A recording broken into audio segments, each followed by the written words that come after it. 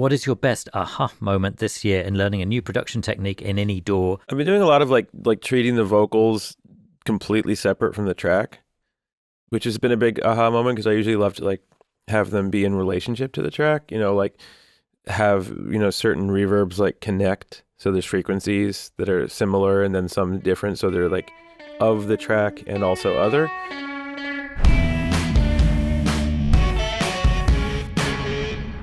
We've got a lot of Patreon questions from our Cool. patrons today, and one comes from Joel Skoda, who says, and it kind of relates to this in a way. Hi, Joel. Do you typically start with music and then develop the lyrics, or vice versa? When you develop an initial melody, do you have an artist in mind versus knowing it is for bleachers, or do you just let the songs grow organically and then find a home? And this certainly seems like one that is just there in the moment. I let it all go. I try to do things, but I fail when I try. And then the things that I try to do, I always end up fucking with, and then they become something I wasn't trying to do, and that's when they're interesting. I think the best way to answer that question is to know what you're doing in the studio is a bit boring. You're always trying to find the accidents. Once you know what you're doing, the magic leaves. It's why I love playing synthesizers I'm not acquainted with, because I get my best takes when I'm like, it's why the golden age when synthesizers first came out, we get the most incredible recordings of them. It's when people learned them and became tasteful and understood what all the oscillators and filters were doing and how to play with them, that they just they sound like spa music, So I just love doing things I don't know how to do.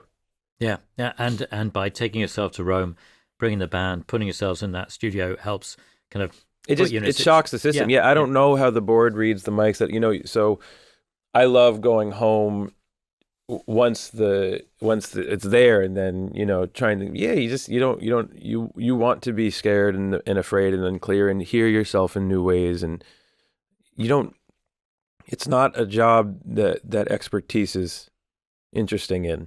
I hate when anyone claims to be someone who knows exactly what to do with a song or with an album, because if someone says, oh, I know what to do with this, I think, well, that can't be the most interesting idea if you're sure, and that's how I approach all this stuff.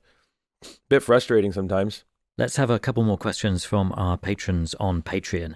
The first comes from Lucas Howard, who says, how do you stop hearing a track as a bunch of individual parts and start hearing it as one cohesive thing? When I listen back to my own stuff, it feels like I'm reading a Word document instead of experiencing a song. Well, everyone has their own barometer. For me, and yeah, not to knock anything you're doing, Lucas, but maybe that means you're not done. Maybe that means there's too many things, maybe not enough. I don't know, but I always have a moment where I leave the studio. Important to listen outside the studio. And when I'm walking around or driving and I hear something and think, that's just one thing. That's just a song. And there it is, and it's best outfit. It's like a person. When do you look at someone and not see, their dumb shirt and their dumb hat and their weird shoes and they're this, and it's like, oh, nice outfit. It's just a feeling. So sorry for the annoying answer, but I think you know when you know. And if you don't know, then you're still working. Yeah. Brian Valentin Hall, I hope that's how you say your name, Brian. What is your best aha moment this year in learning a new production technique in any DAW, or last year in 2025? I feel I've been doing a lot of like treating the vocals completely separate from the track, which has been a big aha moment because I usually love to like have them be in relationship to the track, like have, certain reverbs like connect. So there's frequencies that are similar and then some different. So they're like of the track and also other, standing above, but also sitting in. And lately I've just been, I don't know, maybe it's a bunch of Lou Reed recordings I've been listening to, or like later Beatles stuff where the vocals are just like completely, you hear the overdubness in the most specific way. It's just an aesthetic that has been really fun for me and yielded some really cool results. What is something you do in production that people wouldn't notice but actually makes a huge difference? Recording way, or muting a lot of vocals. So like sometimes the impression of a lot of things is more powerful than a lot of things. So I'll be specific.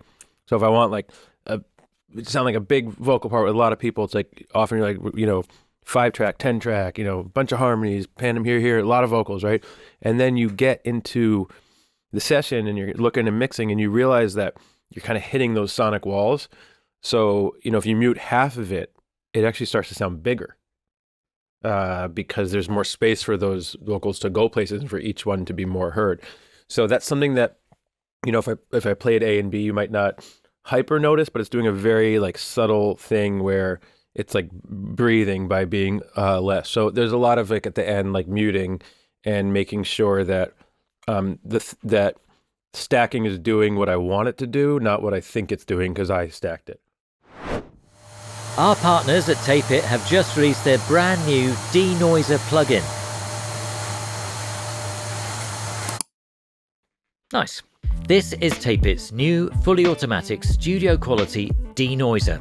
Drop it on any track and it lowers or completely removes the noise floor. It works on vocals, instruments, band recordings, podcasts, noisy neighbors, vacuum cleaners, and even long sessions with changing noise, all while keeping your recording sounding completely natural and artifact-free.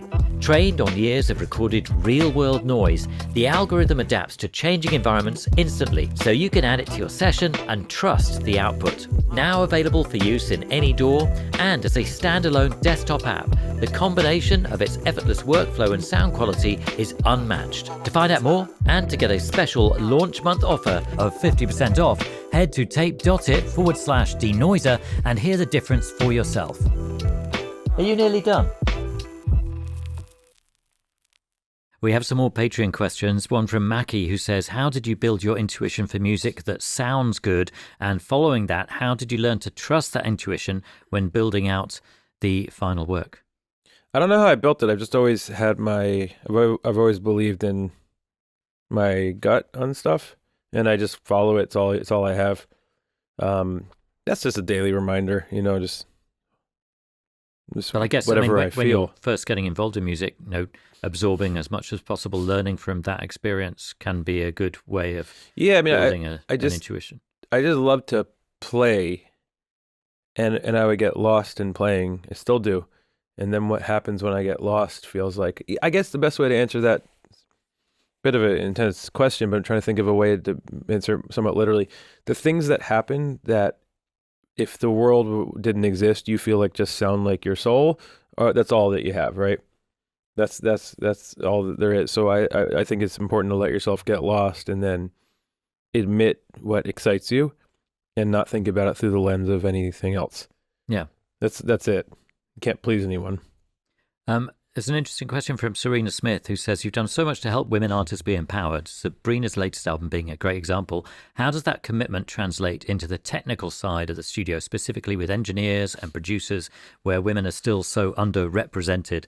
What are the best ways to tackle that gap and ensure the studio feels like a genuinely safe and welcoming space for women to contribute? Well, I make all my albums with Laura Sisk, pretty much since I've started, so that lack of representation is very real, and the stats are stunning. But in our little world, it's me and Laura making all the albums. So, I think I think it's as simple as who you hire and who you work with is how the shit changes. Yeah. But do you think people should be conscious about that? I mean, your relationship with Laura is one of friendship that's probably how it began. That you didn't consciously think, right? No, I started working with Laura because she's the best engineer I ever worked with. Right, there you go. Period. Yeah. So, I met her when I was making the first Bleachers album, and I never had met anyone that good. So that was that. Yeah. But I do think her presence and her genius and her work makes it, I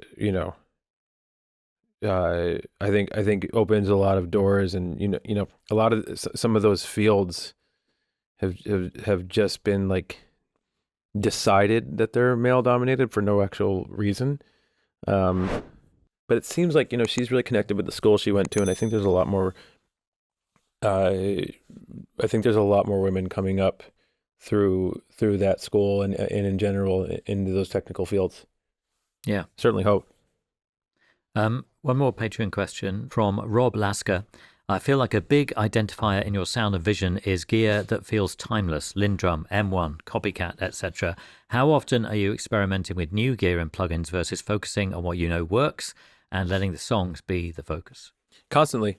I just don't like experimenting with something that's like a bad version of a thing, you know? So like if something is like a new soft synth version of a classic synth, that doesn't interest me a ton. But I pretty much am vacillating between modern and classic constantly. And I really like the interplay between them too. You know, if you record something incredibly digital, what happens if you put it through tape? Sometimes you get some really interesting stuff just blurring the whole goddamn thing, which I think is where we're at. You know, it's a bit irrelevant to me for something to be too placeable.